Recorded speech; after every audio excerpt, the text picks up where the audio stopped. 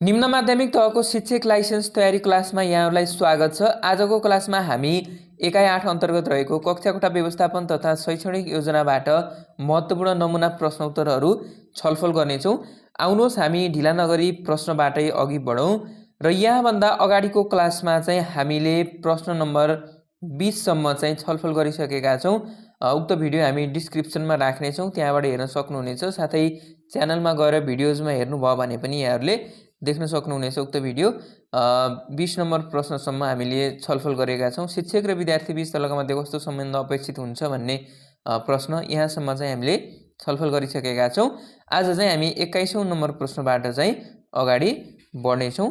21औं प्रश्न, बहुकक्षा बहुस्तर शिक्षण सङ्गठनको परीक्षण कुन जिल्लामा गरिएको थियो? र यहाँहरूले हामीहरूले प्रश्न र अप्सन पढिसक्दा उत्तरको अनुमान पक्कै पनि लगाउनु होला, जसमा अप्सनहरू रहेका छन् अप्सन क काभ्रे, अप्सन ख सिन्धुपाल्चोक, अप्सन ग नुवाकोट र अप्सन घ रामेछाप। यहाँहरूले उत्तरको अनुमान पक्कै पनि लाउनु भयो होला र यस प्रश्नको चाहिँ सही उत्तर रहेको छ अप्सन ख सिन्धुपाल्चोक। 22औं प्रश्न हेरौँ, विविध खालका बालबालिकाहरूलाई शिक्षामा पहुँच सुनिश्चित गराउन देखाएको मध्ये कुन कार्यक्रम सञ्चालित रहेको छ? जसमा अप्सन रहेका छन् अप्सन क विभिन्न समितिमा प्रतिनिधित्व, अप्सन ख शिक्षक नियुक्तिमा समावेशीकरण, अप्सन ग छात्रवृत्ति, अप्सन घ मातृभाषामा पाठ्य सामग्री विकास। यहाँहरूले यस प्रश्नको पनि उत्तरको अनुमान पक्कै लाउनु भयो होला र यस प्रश्नको चाहिँ सही उत्तर भनेको छात्रवृत्ति हो है। विभिन्न खालका बालबालिकालाई चाहिँ शिक्षामा सुनिश्चित प्रदान गर्नको लागि चाहिँ छात्रवृत्तिको व्यवस्था गरिएको छ। त्यस्तै अब हामी 23औं प्रश्न हेरौँ, बहुकक्षा शिक्षण भन्नाले कस्तो शिक्षणलाई जनाउँछ? जसमा अप्सनहरू अप्सन क एउटा शिक्षकले सबै विषय शिक्षण गर्ने, अप्सन ख एउटा विषय मात्र एउटा शिक्षकले शिक्षण गर्ने, अप्सन ग एकभन्दा बढी कक्षालाई एउटै कक्षामा एकजना शिक्षकले शिक्षण गर्ने र अप्सन घ एउटा कक्षामा एउटै समयमा धेरैजना शिक्षकले शिक्षण गर्ने।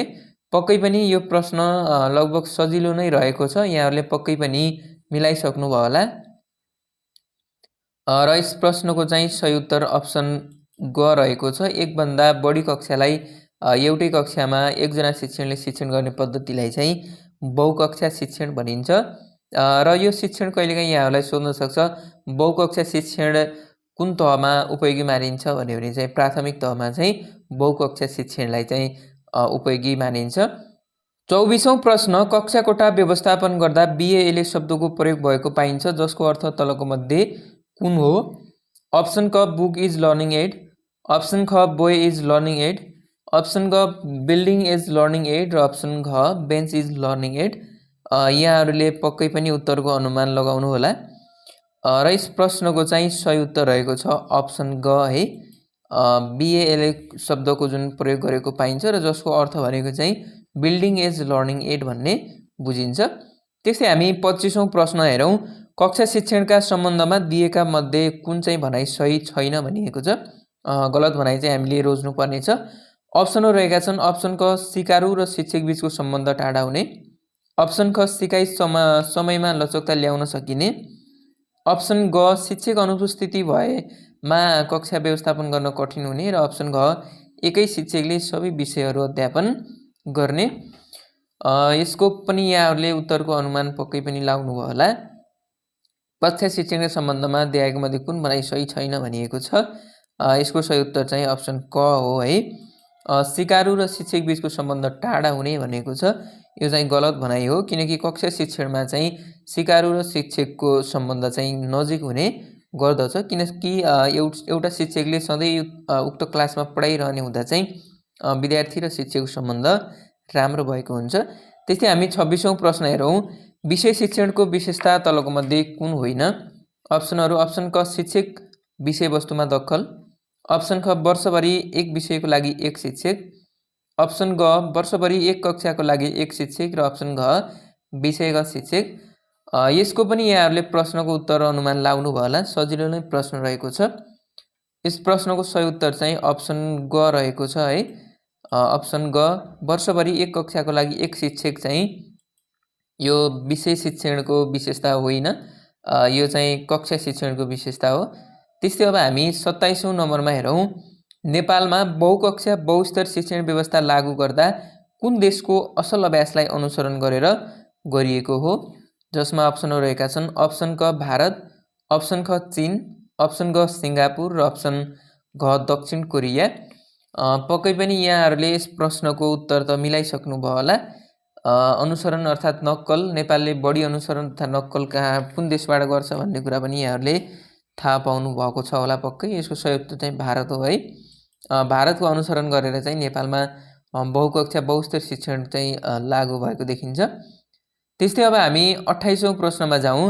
कक्षाकोठा व्यवस्थापन अन्तर्गत विद्यार्थीहरूको एक आपसी निकटताको आधारमा गरिने समूह विभाजनलाई कस्तो समूह विभाजन भनिन्छ? जसमा अप्सनहरू रहेका छन्। अप्सन क रुचि समूह, अप्सन ख क्षमता समूह, अप्सन ग सामाजिक समूह र अप्सन घ छ्यासम्यासे समूह। यहाँहरूले पक्कै पनि यस प्रश्नको पनि उत्तरको अनुमान मिलाउनु भयो होला। यहाँहरूले उत्तर दिनुभन्दा पहिला चाहिँ प्रश्नमा चाहिँ अलिक बढी यहाँहरूले ध्यान दिनु होला। जस्तै यहाँ भनिएको छ विद्यार्थीहरू एक आपसी निकटताको आधारमा भनेपछि एक आपसको निकटता भनेपछि पक्कै पनि सामाजिक समूह हुने गर्दछ। यसको सही उत्तर चाहिँ अप्सन ग रहेको छ। 29औं प्रश्न हेरौँ। कक्षा कोठाभित्र पाइने सामाजिक विविधता सम्बन्धी गलत धारणा तथा व्यवहार कुन होइन?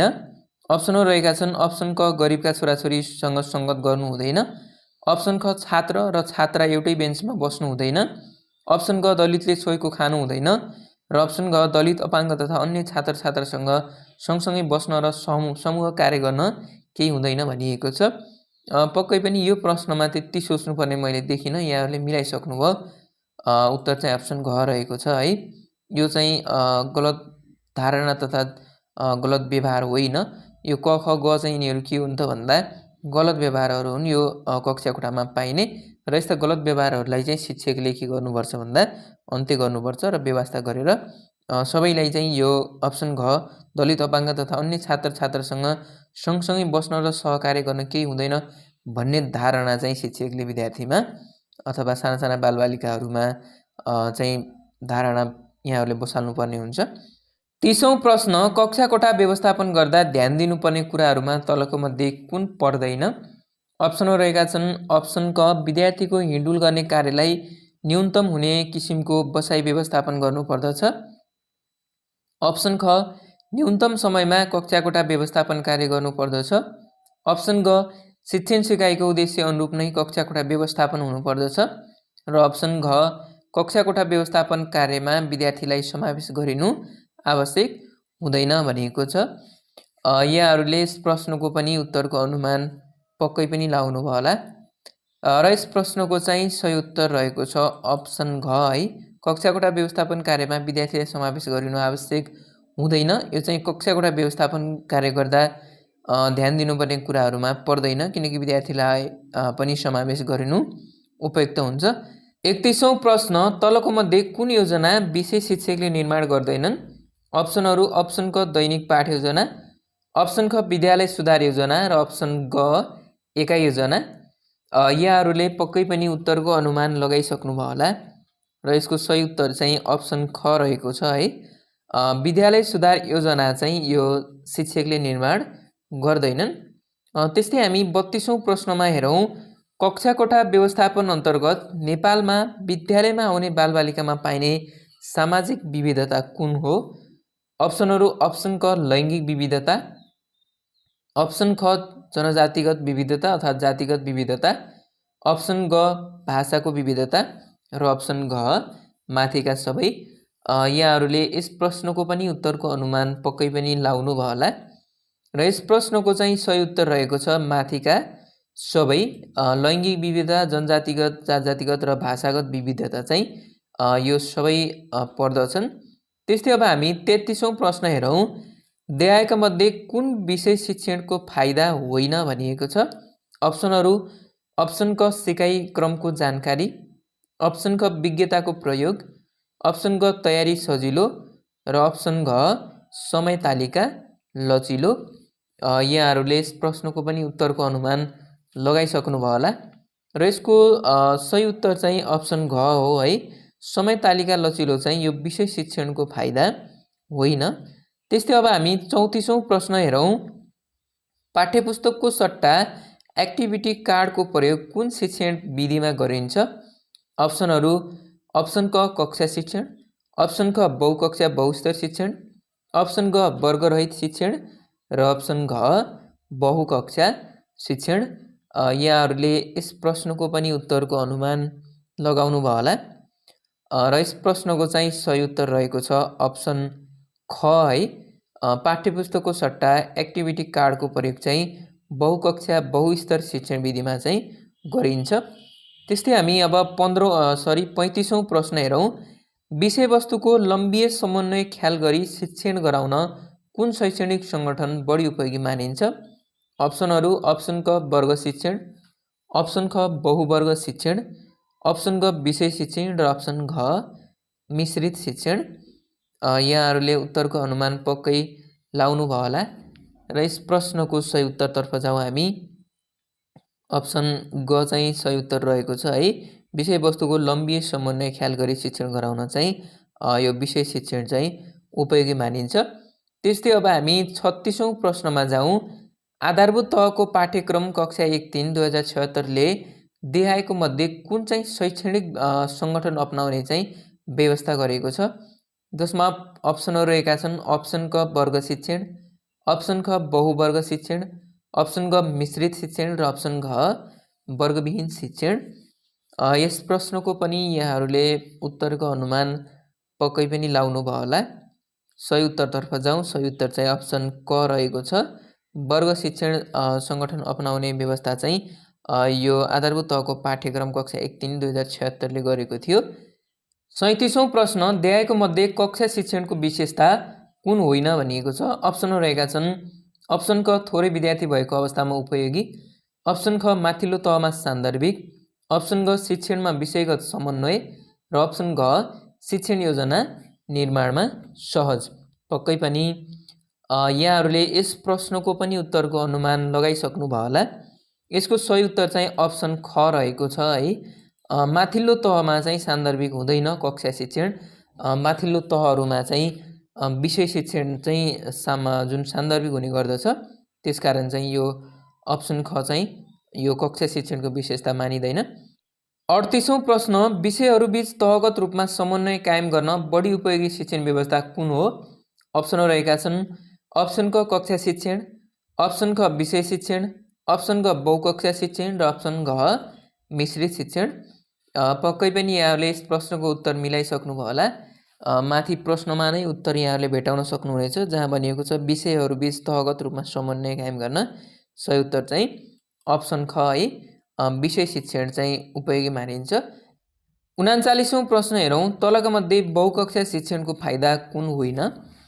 जसमा अप्सनहरू रहेका छन् अप्सन क शिक्षकमा कक्षागत जिम्मेवारीको बोध हुन्छ, अप्सन ख उपयुक्त शिक्षण विधि छनौट र प्रभावकारी प्रयोग हुन्छ, अप्सन ग शिक्षकलाई तयारीका लागि समय प्राप्त हुनु र अप्सन घ विद्यार्थीहरूले एक अर्कालाई सिकाउने र आपसी सहयोग गर्ने गर्दछन्। यहाँहरूले यस प्रश्नको पनि उत्तरको अनुमान पक्कै पनि लगाउनु भयो होला र यस प्रश्नको सही उत्तर चाहिँ अप्सन घ रहेको छ है। बहुकक्षा शिक्षणको फाइदा चाहिँ यो विद्यार्थीहरूले एक अर्कालाई सिकाउने र आपसी सहयोग गर्ने कुरा चाहिँ पर्दैन। त्यस्तै अब हामी 40औं प्रश्न हेरौँ। शैक्षिक सामग्रीका सम्बन्धमा तलको मध्ये कुन भनाइ मेल खाँदैन?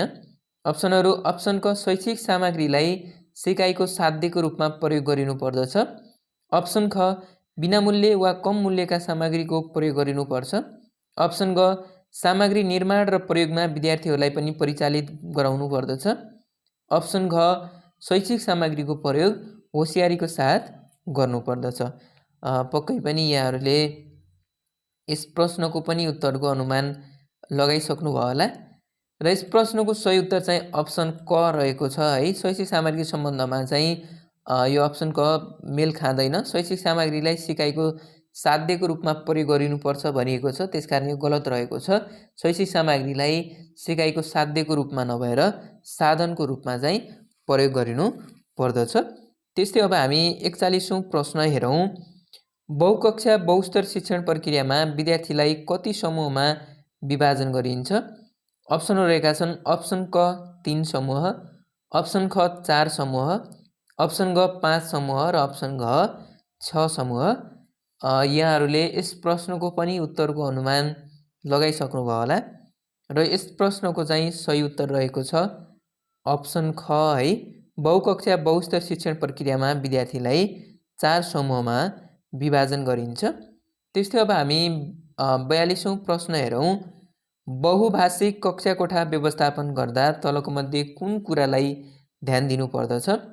अप्सनहरू अप्सन क कक्षामा रहेका सबै विद्यार्थीको मातृभाषा एकिन गरी सबैको भाषिक अवस्था पहिचान गर्ने। अप्सन ख मातृभाषालाई माध्यम भाषा वा विषय कुन रूपमा शिक्षण गर्ने हो एकिन गर्ने। अप्सन ग मातृभाषा शिक्षणका लागि आवश्यक पाठ्य सामग्री र शैक्षिक सामग्रीको व्यवस्था गर्ने र अप्सन घ माथिका सबै। पक्कै पनि यहाँहरूले यस प्रश्नको पनि उत्तरको अनुमान लगाइसक्नुभयो होला र यस प्रश्नको चाहिँ सही उत्तर रहेको छ अप्सन घ है। माथिका सबै कुराहरूमा चाहिँ ध्यान दिनुपर्छ बहुभाषिक कक्षा कोठा व्यवस्थापन गर्दा। आजलाई हामी यति प्रश्नहरू छलफल गरौँ। यहाँहरूलाई जस्तो लाग्यो त्यस्तै प्रतिक्रिया दिन अवश्य पनि नभुल्नुहोला र हामीले बिचमा चाहिँ केही समय समस्या परेको कारणले चाहिँ हामी लगभग 5-6 दिन चाहिँ यहाँहरूलाई क्लासमा निरन्तरता दिन सकेनौँ। अब चाहिँ हामी यहाँहरूलाई निरन्तरता दिनेछौँ। मात्र 25-26 दिन बाँकी छ इक्जाम आउनको लागि र 25-26 दिन चाहिँ हामी यहाँहरूलाई निरन्तर दैनिक रूपमा चाहिँ यहाँहरूलाई साथ दिनेछौँ। र यदि यहाँहरूले टिकटकमा पनि फलो गर्नुभएको छैन भने टिकटकमा पनि आयोग नेपाल हाम्रै यही युट्युब च्यानलको नाम आयोग नेपाल सर्च गरेर त्यहाँ फलो गर्न सक्नुहुनेछ। हामी अन्तिमको लगभग 10-15 दिन चाहिँ यहाँहरूसँग हामी प्र्याक्टिस गर्नेछौँ, लाइभमा प्र्याक्टिस गर्नेछौँ विभिन्न प्रश्नहरू। 1000 फलोवर यहाँहरूले पुर्याउनु भयो भने हामी छिटै गर्नेछौँ। बाँकी अन्य भिडियो लिएर हामी फेरि पनि उपस्थित हुनेछौँ। तबसम्मको लागि आजको क्लासबाट हामी बिदा चाहन्छौँ। हवस् त, नमस्कार।